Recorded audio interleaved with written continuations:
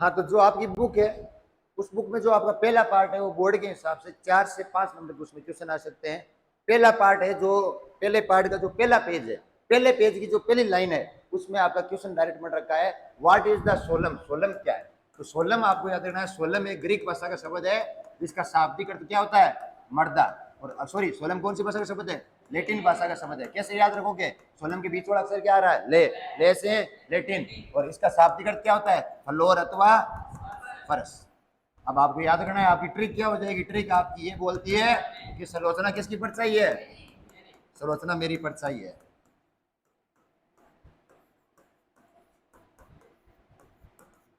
तो से से आपका ये क्या याद आ जाएगा? सोलम। और ले से लेटिन भाषा का शब्द है। किसका शब्द है? लेटिन। और परछाई का मतलब क्या हो गया? परत या परस। और मेरी से मर्दा। ये आपका टॉपिक होता है करियर। ये आपका 1 नंबर का क्वेश्चन आ सकता है। आपके पैराग्राफ नंबर 2 पे दे रखा है। पैराग्राफ नंबर 2 पे क्या दे रखा है ध्यान दीजिए। पैराग्राफ नंबर 2 पे ये दे रखा है कि मर्दा को एक प्राकृतिक पिंड माना गया है। क्या माना गया है? पेज नंबर 1 पैराग्राफ नंबर 2, मृदा को क्या माना गया है? प्राकृतिक पिंड माना गया है। जिस प्रकार से प्रकृति में पाए जाने वाले पदार्थ क्या करते हैं? एक स्थान से दूसरे स्थान पे गति करते हैं, उसी प्रकार मर्दा जब बग्गुल आता है, जब हवा तेज चलती है तो एक स्थान से दूसरे स्थान पे जाती है। जिस प्रकार से आदमी होता है, पहले बच्चा होता है, फिर बड़ा होता है, फिर बूढ़ा होता है, उसी प्रकार मर्दा का भी क्या होता है? धीरे धीरे क्रमिक रूप से क्या होता है? विकास होता है। इसलिए मर्दा के कौन सी पिंड है? प्राकृतिक पिंड है। मर्दा का निर्माण प्रकृति से होता है। मर्दा का निर्माण कौन से तरीके से नहीं हो सकता? कृत्रिम तरीके से नहीं हो सकता। आपको खाली जगह पूछेगा, खाली जगह में ये आपको पूछ सकता है। खाली जगह पूछेगा मर्दा, खाली जगह एक है, कौन सा पिंड है? प्राकृतिक पिंड है। Any doubt? जो आपका पैराग्राफ नंबर 3 दे रखा है पेज नंबर 1 पे, page number 1 paragraph number 3, page number 1 और पैराग्राफ नंबर 3 पे एक पे दे रखा है, एक आपको नाम दे रखा है जोफे वे मारबेट। क्या नाम दे रखा है? जोफे वे मारबेट। तो देखिए, आपको याद रखना है जोफे, जोफे से आपको याद रखना है जन्म, और मारबेट से आपको याद रखना है मरण। तो जन्म और मरण किसके हाथ में है? प्रकृति के हाथ में है। तो मर्दा को क्या माना गया है? एक प्राकृतिक पिंड माना गया है। और प्राकृतिक पिंड पे कौन सा बल लगता है? प्राकृतिक बल लगता है। और देखो बांट, लास्ट अक्षर है बेट, बेट से आपको याद रखना है बांटना। बांटना को क्या कहते हैं? वितरण। तो मर्दा का वितरण अलग अलग स्थानों पे अलग अलग होता है, उस हिसाब से मर्दा में अलग अलग प्रकार बनती है। परिभाषा के अनुसार, जो भी मारबेट की परिभाषा के अनुसार मर्दा को एक प्राकृतिक पिंड माना गया है। मर्दा का निर्माण प्राकृतिक बलों के आपस में क्रिया से होता है। जन्म और मरण किसके हाथ में है? प्रकृति के हाथ में। आज की दुनिया में भगवान, इंसान इतना आगे चला गया है कि वो हर चीज खरीद सकता है, हर चीज बना सकता है। केवल और केवल 2 चीज बची है, जन्म एंड मरण। वो किसके हाथ में है? बाई गॉड के हाथ में। और किसी कोई भी चीज ऐसी नहीं है जो इंसान के हाथ में नहीं है। तो ये आपकी परिभाषा होगी। परिभाषा नंबर 2 देखिए, परिभाषा नंबर 2 क्या आपकी क्या कहती है? परिभाषा नंबर 2 आपकी ये कहती है, क्या नाम दे रखा है? 2 आपके जो साइंटिस्ट आते हैं उन साइंटिस्ट का नाम दे रखा है बेकमैन वे ब्रेडी। क्या नाम दे रखा है? बेकमैन वे ब्रेडी। आपको विदाउट ट्रिक आपको याद नहीं रहेगा, आप कंफ्यूजन हो जाओगे पेपर में। आपको ट्रिक से याद रखना है। और ट्रिक आपको कौन दे रहा है अभी? तो बात कर रहे थे बेकमैन व ब्रेडी की। बेकमैन व ब्रेडी, ब्रेडी से आपको क्या याद रखना है? ब्रेड। और ब्रेड का निर्माण किसको सड़ा के किया जाता है? जब अंडा सड़ता है तब किसका निर्माण होता है? ब्रेड का। उसी प्रकार मर्दा का निर्माण प्राकृतिक पदार्थ अथवा पेड़ पौधों की जो पत्तियां होती है अथवा जो चट्टान होती है उसको क्या किया जाता है? सड़ा के गला के किया जाता है। आपको याद रह जाएगा भाई। और ये परिभाषा किसने बोली? बेकमैन और ब्रेडी। जो पे मारबेट ने क्या बोली? प्राकृतिक बल है, प्राकृतिक पिंड होता है। ठीक है, ये आपकी परिभाषा कितनी कंप्लीट होगी? 2 परिभाषा कंप्लीट होगी। आगे की बात करते हैं। आपका जो लास्ट पैराग्राफ दे रखा है उसमें पैराग्राफ में दे रखा है पेज नंबर 1 पे मर्दा की विशेषता दे रखी है। क्या दे रखी है? तो आपको मैंने बता रखी है कि मर्दा भाई क्या करती है। मर्दा अलग अलग प्रकार की होती है, हर जगह मर्दा होती है वो क्या पाई जाती है? अलग अलग पाई जाती है। पहले आपको जो विशेषता दे रखी है कि विभिन्न संस्तरों में या विभिन्न परतों में मर्दा कैसी होती है? अलग अलग होती है। मैंने आपको संस्तर बताया था, जब क्या होता है धरातल में खड़ी काट लगाते हैं तब अनेक प्रकार की परतें प्राप्त होती है, उसको क्या कहा जाता है? संस्तर कहा जाता है। ओ A1 A2 A3 B B1 B2 याद आया? C और नीचे क्या आएगा? R O A B C R O A B C R। अरे ओ B C R ला ब्याह की कैसेट देखनी है। अरे ओ क्या लेके आ? BCR लेके आ। क्या देखनी है? अशोक के ब्याह की कैसेट देखनी है। किसके ब्याह की देखनी है? अशोक के ब्याह की कैसेट देखनी है। याद रहेगा, ये आपको ट्रिक सिखा दूंगा। आगे देखिए, आगे आपको क्या दे रखा है? मर्दा के कार्य दे रखे हैं। क्या दे रखा है? मर्दा के कार्य। मर्दा के बहुत से कार्य होते हैं। आप चाहो तो पेपर में लिख सकते हो, मर्दा प्रकृति में पाई जाने वाले पेड़ पौधों का क्या करती है? भरण पोषण करती है। उनको क्या करती है? वर्दी वर्दी का काम कौन करती है? मर्दा करती है। मर्दा में मर्दा जल और मर्दा वायु पाया जाता है, जो पेड़ पौधे क्या करते हैं? वर्दी करते हैं। मर्दा अनेक प्रकार के खाद्य जीवों का प्रदान करती है, मर्दा फसल प्रदान करती है। अगर मर्दा नहीं होगी तो फसल नहीं होगी। समझ रहे हो बात को? अभी देख रहे आप देश में देख रहे हो कि पेट्रोल पंप वाले आंदोलन कर रहे हैं, डॉक्टर वो आंदोलन कर रहा है कि मेरी सैलरी कम पड़ रही है, टीचर आंदोलन कर रहा है मेरी सैलरी कम पड़ रही है। इस दुनिया में दो ही आदमी है जो आंदोलन नहीं कर रहे हैं। एक तो फौज का कोई भी आदमी, बहुत मुश्किल होता है कि कोई आंदोलन करे, करेक्ट? आपने देखा कभी कोई फौज कोई आंदोलन? जिस दिन फौज आंदोलन पे आ जाएगी उस दिन अपन यहाँ पे नहीं होंगे। दूसरा किसान, किसान के घर में एक रोटी होगी ना वो खा लेगा। किसान के घर में एक फसल बर्बाद हो जाएगी ना, वो उठेगा सुबह, वापिस रबी या खरीफ की अगली फसल आएगी, उसमें क्या हो जाएगा? अपनी मेहनत में जुड़ जाएगा। उसी प्रकार आप मेहनत पे ध्यान दीजिए। आपके पेपर से क्या करना है कैसा, ये कोई नहीं है। अगर आपकी मेहनत है तो आपकी मेहनत आपको सफलता तक आराम से ले जाएगी, फिक्स है 101%। यहाँ तक कोई दिक्कत। मर्दा के कार्य में क्या लिखोगे? मर्दा पशु को, पेड़ पौधों को आदान प्रदान करती है। मर्दा फसल का प्रयोग, मतलब फसल के लिए क्या है? महत्वपूर्ण आधार है। और मर्दा में मर्दा जल और मर्दा वायु पाई जाती है, जो क्या करती है? पेड़ पौधों को लगातार वृद्धि के लिए क्या करती रहती है? प्रेरित करती रहती है। अगले टॉपिक की बात देखिए। अगला टॉपिक जो आपको दे रखा है, मर्दा का अध्ययन। मर्दा का अध्ययन दो रूपों में किया जाता है। पहला जो आपका आता है, क्या आता है? पेडोलॉजी। और जो दूसरा आपका आता है वो क्या आता है? मर्दा शास्त्र आता है। मैंने आपको ट्रिक बता रखी है। ट्रिक क्या बता रखी है? लास्ट अक्षर आ रहा है जी, जी से जीव, और जीव का क्या होगा? जन्म भी होगा और क्या होगा? तो देखिए जीव, जीव किस पे रहते हैं भाई? मर्दा में। तो पेडोलॉजी की शाखा में मर्दा के जन्म हुए मरण का अध्ययन किया जाता है। पेडोलॉजी की शाखा में मर्दा के जन्म हुए मरण का अध्ययन किया जाता है, और साथ में किसका अध्ययन किया जाता है? वितरण का भी अध्ययन किया जाता है। बात आती है मर्दा शास्त्र, जहां भी शास्त्र आ गया। अब मेरी बात सुनिए। मैं एक बार क्या शादी में चला गया था, पंडित साहब पढ़ रहे थे मंत्र गणित। क्या पढ़ रहे थे? मंत्र। अब आपको बताओ शास्त्र की पढ़ाई कौन करता है? पंडित करता है। और पंडित ऐसे नहीं करता, कई पंडित तो पेड़ पौधों के नीचे है। सुमन कहां पे रहती है? पेड़ पौधों पर है। तो ध्यान दीजिए, कई पंडित तो कहां पे करता है? पेड़ पौधों पे बैठ गए। कई हिमालय पे, कहां पे रहता करता है? हिमालय में। मैंने आपको ट्रिक बताई थी चट्टानों के भौतिक विषय में। क्या बताई थी? ताज से बड़ी ठंडी हवा आती है। याद है आपको? ताज से बड़ी ठंडी हवा आती है। तो देखिए शास्त्र, नाम क्या है? शास्त्र। शास्त्र की पढ़ाई कौन करता है बाबा? पंडित। तो पंडित कहां पे रहते हैं? पेड़ पौधों पे रहते हैं। कहां रहते हैं? तो देखिए इसमें मर्दा का अध्ययन पेड़ पौधों को साक्षी मान के किया जाता है, अर्थात पादप समुदाय की दृष्टि से किया जाता है। कहानी खत्म। पेपर में नाम क्वेश्चन आया मर्दा शास्त्र। शास्त्र किसने बताया? शास्त्र की पढ़ाई कौन करता है बाबा? पंडित करता है। और पंडित कहां पे बैठता है? पेड़ पौधों पे बैठता है। हिमालय पे बैठता है। हिमालय में क्या पाए जाते हैं? पेड़ पौधे। तो मर्दा का अध्ययन जब पादप समुदाय की दृष्टि से किया जाता है तो उसको क्या कहते हैं? मर्दा शास्त्र कहते हैं। ये आपका पेज नंबर 1 क्या होता है? आपका पूरा होता है एनसीईआरटी का। पेज नंबर 2 की बात करते हैं। हाँ तो देखिए बात कर रहे हैं, पेज नंबर 1 आपका मैंने कंप्लीट हो गया। पेज नंबर 1 में आपको मोस्ट इंपोर्टेंट क्वेश्चन सोलम, पेडोलॉजी, मर्दा शास्त्र, मर्दा के कार्य और मर्दा की विशेषता। पेज नंबर 2 और पेज नंबर 3। पेज नंबर 3 पे आपके जो टॉपिक दे रखे हैं एनसीईआरटी में, वो मर्दा अवयव के बारे में बता रखे हैं। मर्दा अवयव के 2 भाग होते हैं, ठोस और रंध्र अवकाश। रंध्र अवकाश में 2 अक्षर है। कितने अक्षर है? 2 अवकाश। इसलिए इसमें कितनी संरचना होती है? 2। गैस और जल। गैस का 25% होता है और जल कितना होता है? 25%। ठोस में क्या होता है? कार्बनिक पदार्थ और खनिज। कार्बनिक पदार्थ होता है वो कितना होता है? 5%। कैसे याद रखोगे? मैंने आपको तरीका बताया। कार्बनिक में कितने अक्षर है? 5। तो कार्बनिक पदार्थ होगा आपका 5%। और खनिज पदार्थ कितना होगा? पीछे बचा हुआ खनिज पदार्थ हो जाएगा 45%। जरूरी नहीं है कि ये मात्रा ये भी हो, कम ज्यादा भी जरूरी होती रहती है। मैंने आपको एग्जाम्पल के द्वारा बता दिया था। अब मर्दा पादप की वृद्धि का एक माध्यम है, ये आपके पेज नंबर 2 पे दे रखा है, पैराग्राफ नंबर 2। इसको मैंने आपको एक ट्रिक बताई थी कि मर्दा पादप की वृद्धि करती है, उसके साथ साथ अन्य कौन से कारक है? जैसे आपको याद रखना है जीव कारक। जीव कारक समझ रहे हो? और जैसे वापिस आपको याद रखना है जलवायु। में से आपका मर्दा और ते से आपका तापक्रम। तो देखिए कोई भी पादप जो वृद्धि करेगा, कोई भी पेड़ पौधा वृद्धि करेगा, तो इस पे किस प्रकार के इफेक्ट होंगे? अब मान लीजिए पेड़ लगाए हुए हैं, पेड़ वहां पर मान लीजिए कोई पशु आ गया तो वो उसको क्या कर देगा? नष्ट कर देगा। तो जीवीय कारक, वहां पर सूक्ष्म जीव ज्यादा होंगे तो पेड़ की क्या होगी? वृद्धि ज्यादा होगी। वहां पर केंचुओं की संख्या ज्यादा होगी तो पेड़ की वृद्धि क्या होगी? ज्यादा। वहां का जलवायु, अगर वहां की जलवायु अच्छी है तो पेड़ पौधों की वृद्धि क्या होगी? ज्यादा होगी। और उसके बाद में मर्दा, अगर मर्दा उपजाऊ है तो पेड़ पौधे अधिक होंगे, मर्दा कम उपजाऊ है तो पेड़ पौधे कम होंगे। आपकी ट्रिक क्या होगी? जीजा मेरे मजनू और तेजपाल जी थे। जीजा मेरे कौन थे?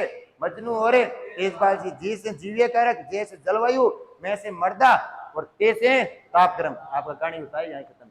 वापिस आपको तापमान ज्यादा होगा तो पेड़ पौधे जल जाएंगे, तापमान कम होगा तो पेड़ पौधे सिकुड़ जाएंगे। समझ रहे हो बात को? तापमान भी क्या होता है, जरूरी होता है। मृदा एक प्राकृतिक पिंड है, कैसे माना गया?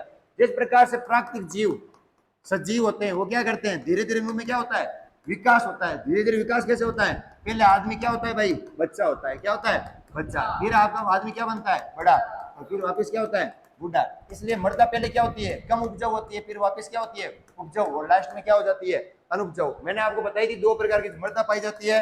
जो आपकी पहली मृदा पाई जाती है जलोढ़ मृदा में, बांगर, और दूसरी क्या पाई जाती है, खादर। तो बांगर क्या होगी, बांगर का पहला अक्षर आ रहा है बे, बे से आपको याद रखना है बूढ़ा।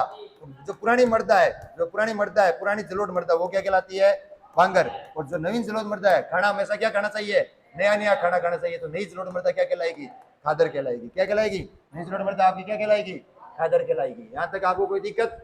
दोबारा देख लीजिए पेज नंबर 2 पे आपको तो दे रखा है।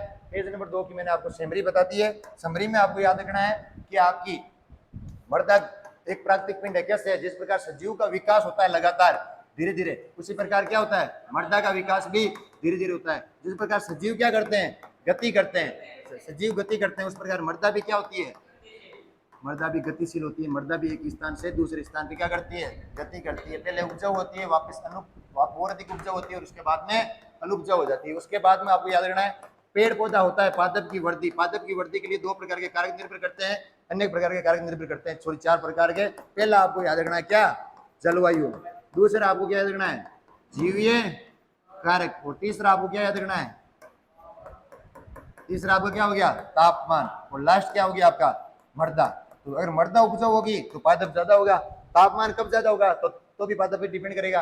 और लास्ट में आपका क्या हो गया, जीवीय कारक और जलवायु। जीजा कौन थे, मेरे तेजपाल और मजनू जी। ये आपकी क्या होगी, ट्रिक होगी। अब आपको मृदा कवि की बता रखी है मैंने। ये आप मानिए 100% भाग है, इसका 50% भाग क्या हो गया आपका, 50% भाग हो गया ठोस। क्या हो गया, ठोस। और 50% भाग आपका क्या हो गया, रद्द अवकाश। क्या हो गया बेटा, रद्द अवकाश में कितने अक्षर है, 2, मतलब 2 अलग अलग टाइप के अक्षर है। तो इसमें 2 प्रकार की प्रकृति पाई जाती है, गैस व जल। तो जो मृदा जल होता है वो कितना होता है, 25%। और मृदा वायु कितनी होती है, 25%। तो आपका डायग्राम कुछ इस तरह से आ जाएगा। ये आपका भाग हो गया। 5% भाग पे क्या पाए जाएंगे, कार्बनिक पदार्थ पाए जाएंगे। 45% भाग पे क्या पाए जाएंगे, खनिज तत्व पाए जाएंगे। 25% भाग पे क्या पाई जाएगी, मृदा जल पाया जाएगा। क्या पाया जाएगा, मृदा जल। और 25% भाग पे आपकी क्या पाई जाएगी, मृदा वायु। ये आपसे मृदा की अवयव होगी, ये आपकी मृदा की क्या होगी, संरचना। और यहाँ तक आपका पेज नंबर 2 और पेज नंबर 3 के लगभग सारे टॉपिक होते हैं, वो होते हैं पूर्ण। अब ध्यान दीजिए, आपने देखा होगा कि आजकल आपके पास, सबके पास मोबाइल है, स्मार्टफोन है। कभी भी जिंदगी में स्मार्ट मोबाइल का जब आपका डाटा ऑन है, क्या है, डाटा ऑन है, तब आपको मोबाइल पे बात नहीं करनी है। क्योंकि अगर डाटा ऑन रहता है मोबाइल का, तो मोबाइल अपनी सारी बातें सुनता है।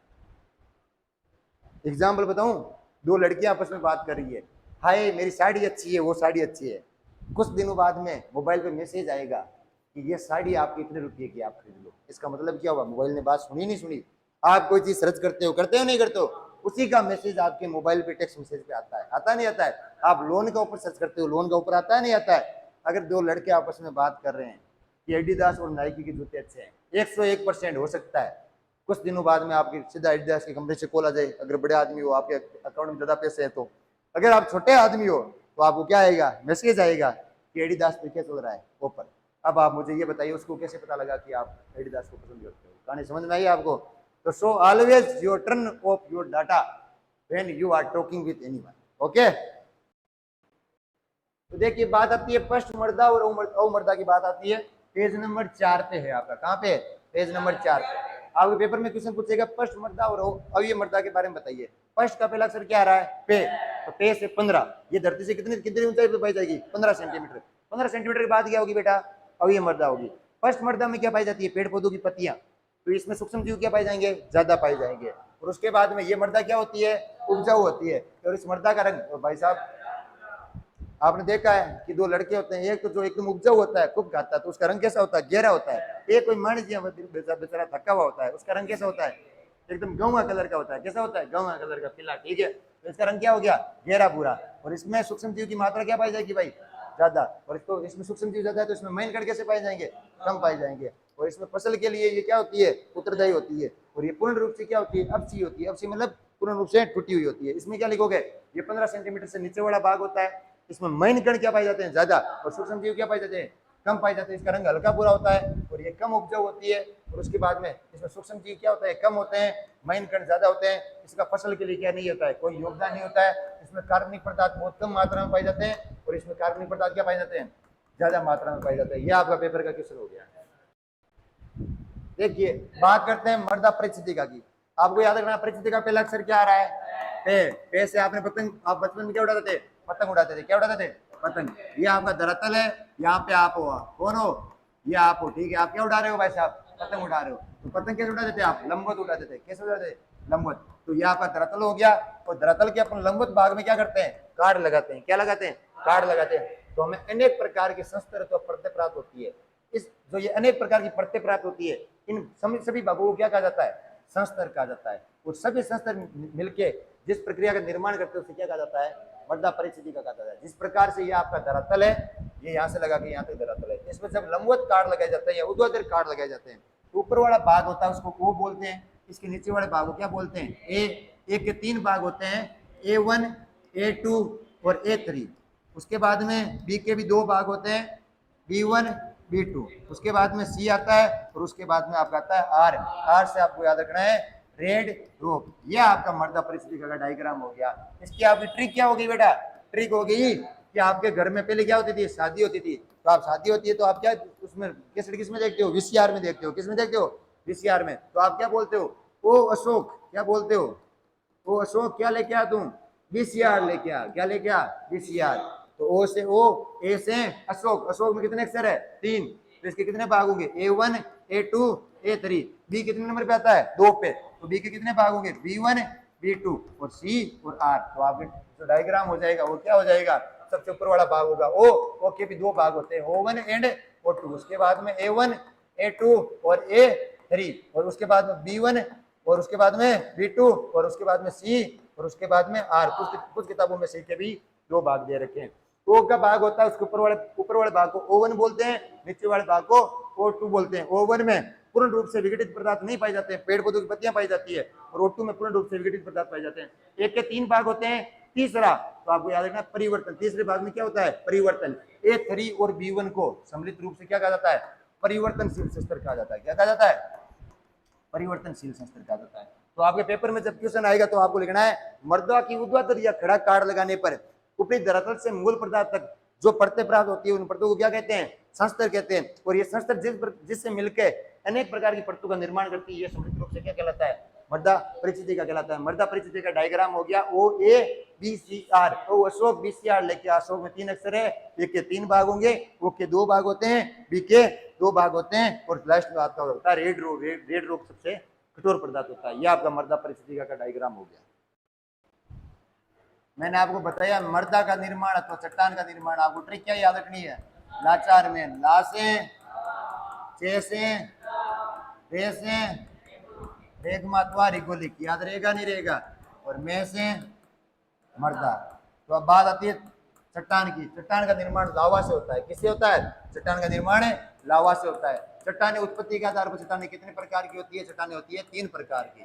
कौन कौन सी होती है, आग्नेय, अवसादी और बाद में कायांतरिक्ष। एनी डाउट भाई, आग्नि का पहला अक्षर क्या आ रहा है, आ से आग। आग का मतलब क्या हो गया, लावा। जब लावा क्या करे, तुरंत ही ठंडा हो जाए, एक जगह से दूसरी जगह नहीं जाता है, सीधा जहां पर है वहीं ठंडा हो जाए। किसका निर्माण होता है, आग्नेय चट्टान का निर्माण होता है।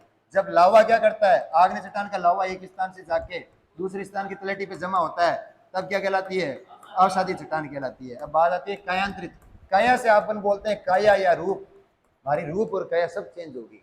क्या हो गया, हमारी रूप और काया सब चेंज होगी। और कब होती है आपको पता है, जब ब्याह होता है। कब चेंज होती है, जब ब्याह होता है। ब्याह होता है, देखो जब ब्याह होता है आदमी तब होता तो बड़ा खुश है, लेकिन कुछ दिन बाद में आपको पता है उसको क्या करना पड़ता है, रोना पड़ता है। पड़ता नहीं पड़ता है भाई साहब।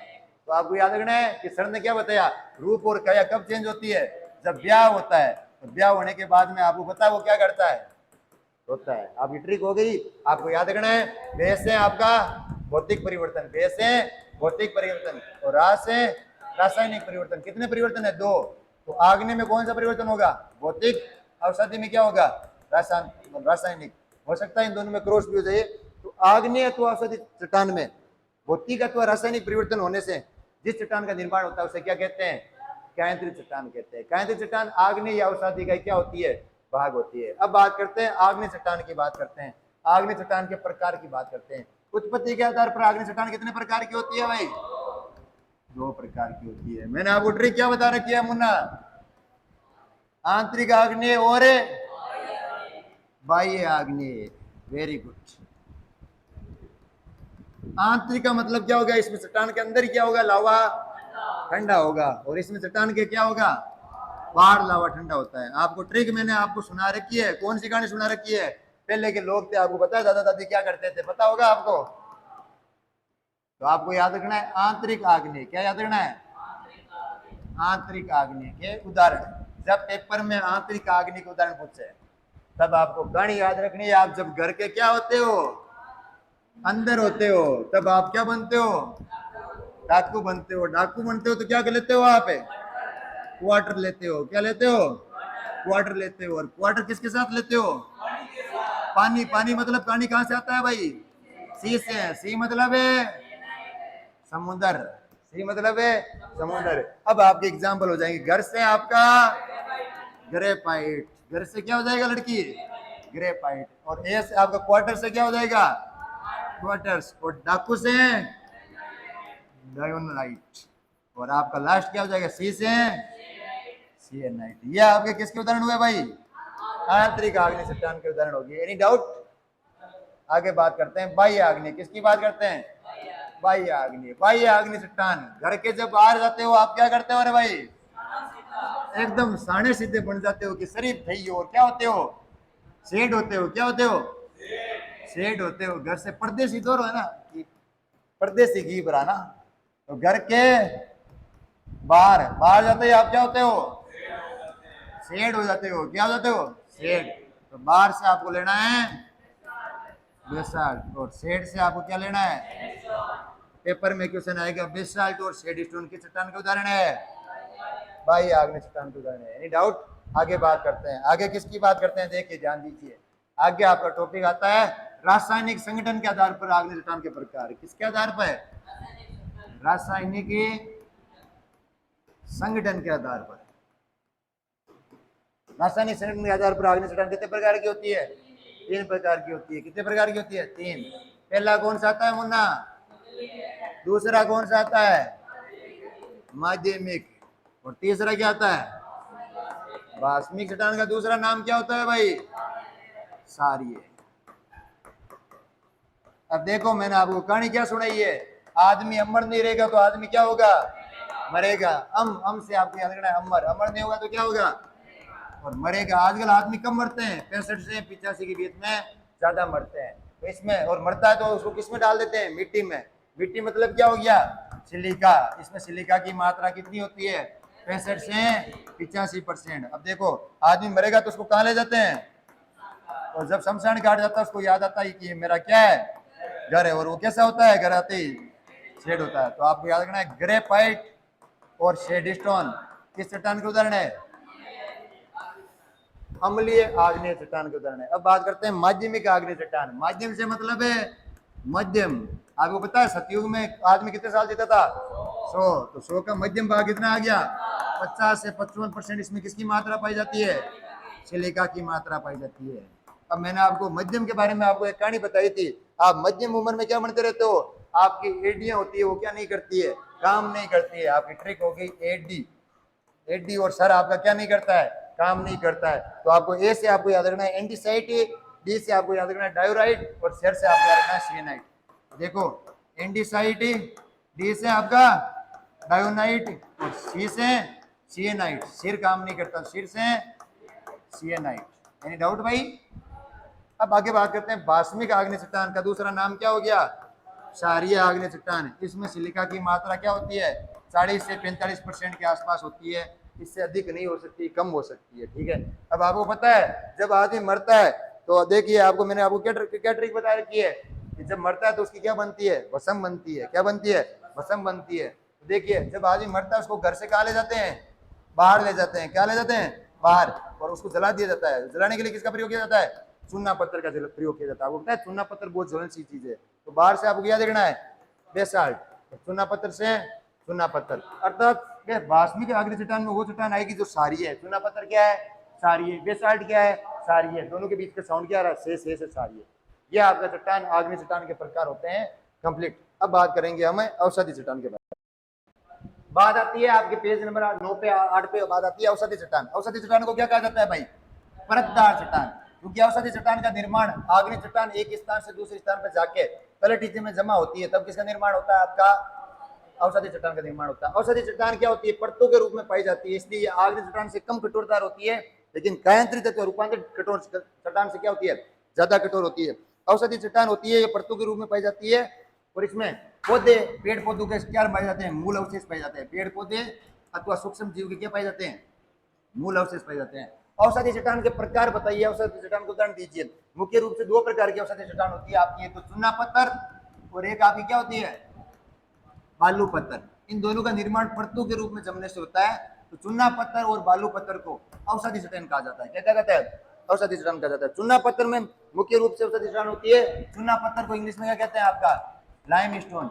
ये किसमें मुख्य रूप से कौन सा भाग पाया जाता है, कैल्शियम पाया जाता है। क्या पाया जाता है, कैल्शियम पाया जाता है। अब बात आती है बालू पत्थर की। किसकी बात आती है, बालू पत्थर। बालू पत्थर की जो सत्य होती है, बालू का आपको याद रखना है, मिट्टी। बालू मतलब क्या हो गया, मिट्टी। तो इसमें सिलिका के ऑक्साइड पाए जाते हैं। और देखो मिट्टी में कौन कौन से ऑक्साइड पाए जाते हैं, लोहे के ऑक्साइड पाए जाते हैं Fe2O3, एल्यूमिनियम के ऑक्साइड पाए जाते हैं Fe3O4 पाए जाता है। तो बालू पत्थर में सिलिका, लोहा, एल्यूमिनियम आदि के ऑक्साइड पाए जाते हैं। ये आपका क्या हो गया, बालू पत्थर हो गया। ठीक है, बालू पत्थर का मोस्टली कलर होता है वो लाल भी हो सकता है, पीला भी हो सकता है। आपने देखा है मिट्टी में क्या पाए जाते हैं, लोहे के कण पाए जाते हैं, इसलिए अपन उसमें चुम्बक डालते हैं तो क्या करते हैं, लोहे के कण चिपक जाते हैं। तो बालू पत्थर में ये इस प्रकार के भी पाए जाते हैं। बालू पत्थर में लोहे का तवी भी पाया जाता है, बालू पत्थर में एल्यूमिनियम भी पाया जाता है, बालू पत्थर में सिलिका भी पाया जाता है। अब बात करते हैं कायांतरित चट्टान की।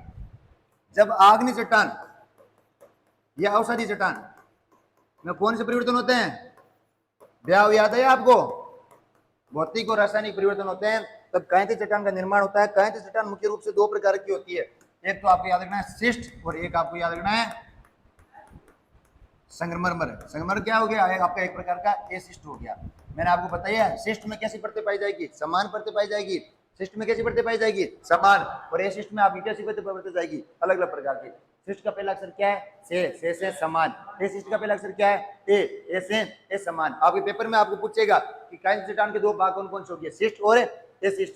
संगमरमर किसका उदाहरण है, कायांतरित चट्टान का उदाहरण है। संगमरमर में क्या पाया जाता है, मुख्य रूप से कैल्शियम कार्बोनेट पाया जाता है, CaCO3। देखिए बात करते हैं खनिज। खनिज का निर्माण दो या दो से अधिक प्रकार के समान प्रकार के संगठन से होता है। खनिज क्या करता है, जब चट्टान टूटती है, चट्टान में विस्फोट प्रकार के कण पाए जाते हैं, वो किसका निर्माण करते हैं, खनिज का। खनिज प्रकृति के में उत्पत्ति के आधार पर कितने प्रकार के होते हैं, दो प्रकार के होते हैं, प्राथमिक खनिज और द्वितीय खनिज। मैंने आपको प्राथमिक खनिज के बारे में बताया था। प्राथमिक खनिज का निर्माण सीधे किससे होता है, चट्टान से होता है, और इसका जो आकार होता है वो 2 माइक्रोमीटर से क्या होता है, अधिक होता है। और द्वितीय क्या होता है, आकार 2 माइक्रोमीटर से क्या होता है भाई साहब, कम होता है। द्वितीय का आकार क्या होता है, 2 माइक्रोमीटर से कम होता है। द्वितीय का आकार कैसा होता है, 2 माइक्रोमीटर से आपका क्या होता है, कम होता है। अब आपको मैंने ट्रिक बता रखी है कि प्राथमिक लड़कियों को पहला लगाव किससे होता है, मायके से होता है। किसके होता है, मायके से। और वो अपने मायके से इतना प्रेम करती है कि मायके घर में आग लगा के आ जाती है। कभी कभी क्या लगा के आ जाती है, आग लगा के आ जाती है। तो देखिए आपको याद रखना है, माइका वर्ग के कितने होते हैं, 2। लड़कियों से आपको बायोटाइट, और भाइयों का कलर है आपको याद होगा, और muscovite. Biotite, muscovite, mica. और माइके में क्या करती है, वो आग लगाती है। तो आपको एक पत्थर होगा, आपको पता होगा चूना पत्थर। चूना पत्थर का जो तापमान होता है वो बहुत अधिक होता है। चूना पत्थर में आप अगर आप हाथ डालते हो तो आपका हाथ जल जाता है। तो आपको याद रखना है चूना पत्थर, मेस्को व्हाइट, बायोटाइट, ये माइका वर्ग के होते हैं। और देखिए एपिटाइट, इन ये सब किसमें आते हैं, प्राथमिक खनिज में। द्वितीय खनिज का उदाहरण क्या होगा, द्वितीय से दूसरा घर पे गाड़ियां चौकी लागे, आपने घर पे गाड़ी चौकी नहीं लागे तो हमारे घर पे गाड़ी अच्छी नहीं लगती है, गाड़ी और जीप।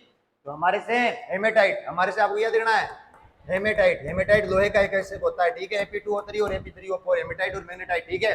और घर से आपको क्या रखना है, गिबेसाइड। क्या रखना है, गिबेसाइड। और गाड़ी और जीप क्या नहीं लगती है, अच्छी नहीं लगती। तो जिप्सम से आपका आ जाएगा जिप्सम। आपके पेपर में क्वेश्चन आएगा जिप्सम किस प्रकार का खनिज है, द्वितीय प्रकार का खनिज है। द्वितीय प्रकार के वो खनिज होते हैं जिनका निर्माण प्राथमिक खनिजों से होता है, वो क्या कहलाते हैं? द्वितीय प्रकार के खनिज कहलाते हैं। प्राथमिक घर में पहले पहले जो काम करते हैं किसका प्रयोग किया जाता है? चूने पत्थर का। चूना पत्थर कौन सा खनिज हो गया?